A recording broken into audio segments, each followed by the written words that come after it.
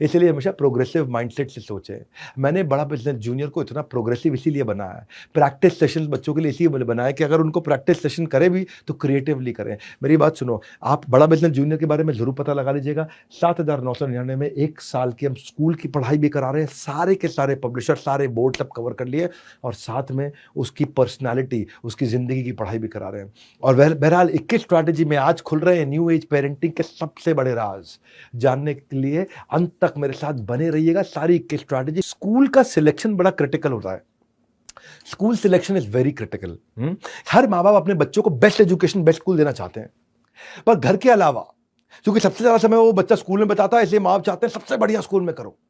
जिसकी ज्यादा फीस उतना बढ़िया स्कूल, जितनी ज्यादा फीस उतना बढ़िया स्कूल। अरे नहीं, कई बार पेरेंट्स दिखावे के लिए अपने बच्चे को महंगे स्कूल में भेज देते हैं, लेकिन और ताकि वो अपने ग्रुप में सबको बोल सके, अरे मैं तो फलाने स्कूल में भेजता हूं, देखो 50,000 रुपए की फीस है, मैं 1 लाख की फीस, 2 लाख की फीस। वो सुनाना चाहते हैं लोगों को। नहीं सर, बिल्कुल मत करना ऐसा, कभी मत करना। पूछिए क्यों? इसलिए क्योंकि स्कूल के अंदर की फैसिलिटी अगर आपके घर के कंपैरिजन के आसपास हो तो ठीक है।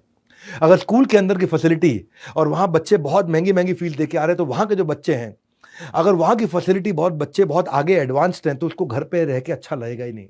बच्चे को स्कूल अपनी क्षमता के अनुसार उसके बराबर या उसके आसपास का देना चाहिए, क्योंकि उस स्कूल में बच्चे हाई एंड गैजेट डिस्कस करेंगे, लग्जरी गाड़ियों का डिस्कशन करेंगे, एग्जॉटिक हॉलिडे लोकेशंस का डिस्कशन करेंगे, ब्रांडेड कपड़ों के ब्रांड्स की बातचीत करेंगे, जूतों के ब्रांड की बात करेंगे, एक्सपेंसिव गिफ्ट की बात करेंगे। और जब वो घर आकर के देखेगा और घर पे आकर के आपका घर का बुरा हाल देख करके, फिर वो आपको ऐसा मानेगा कि मेरे माँ बाप किसी काम के नहीं है। माँ बाप ने कभी अपनी जिंदगी में कुछ किया नहीं, बाप ने कुछ करके दिखाया नहीं, हम पे चिल्लाता रहता है।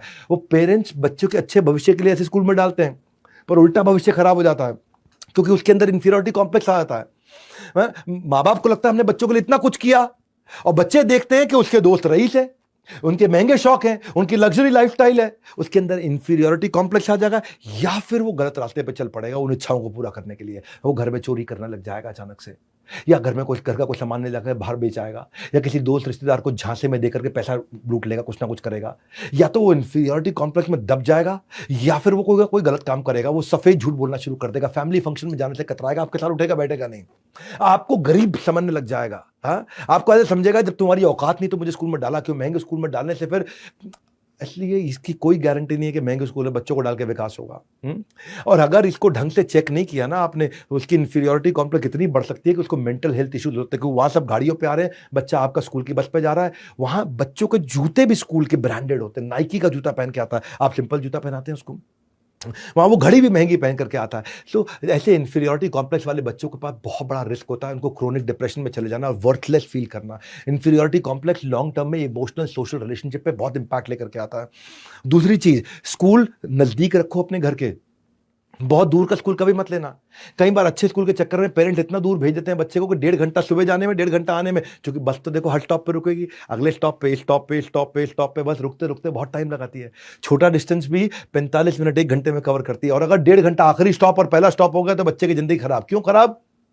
क्योंकि वो सारे मेधावी बच्चे जो स्कूल के पास में रहते थे ना, उनकी जिंदगी में आपके बच्चे के मुकाबले 3 घंटे ज्यादा हो जाते हैं। 1.5 घंटा सुबह, 1.5 घंटा शाम को। आपके बच्चे की जिंदगी से 1.5-3 घंटा डिलीट हो गया है, इवेपोरेट हो गया है, निकल गया है, खत्म हो गया, गायब हो गया है। उसके 3 घंटे उसकी जिंदगी में से खत्म कर दिया आपने, क्योंकि वो बस में 1.5 घंटा सुबह बैठा, बस में 1.5 घंटा दोपहर को बैठा। उसका ट्रैवलिंग टाइम खत्म करिए, आसपास लेकर के आइए। और फाइनली तीसरी चीज, स्कूल ऐसा होना चाहिए जिसमें एकेडमिक के साथ साथ एक्स्ट्रा करिकुलर एक्टिविटी पर ध्यान दिया जाता हो। स्कूल ऐसा हो जिसमें स्पोर्ट्स हो, ओवरऑल पर्सनालिटी डेवलपमेंट हो, कम्युनिकेशन, टैलेंट, ये सब हो। स्कूल ऐसा हो जहां पे इन सारी एक्टिविटीज को equal importance, sports, art, dance, music, drama, competition, olympiad, seminar, इन सब पे ध्यान दिया जाए।